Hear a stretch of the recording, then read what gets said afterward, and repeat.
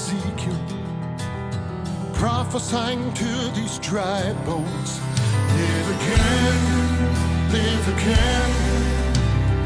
Those who are sleeping, those in the grave, live again, live again.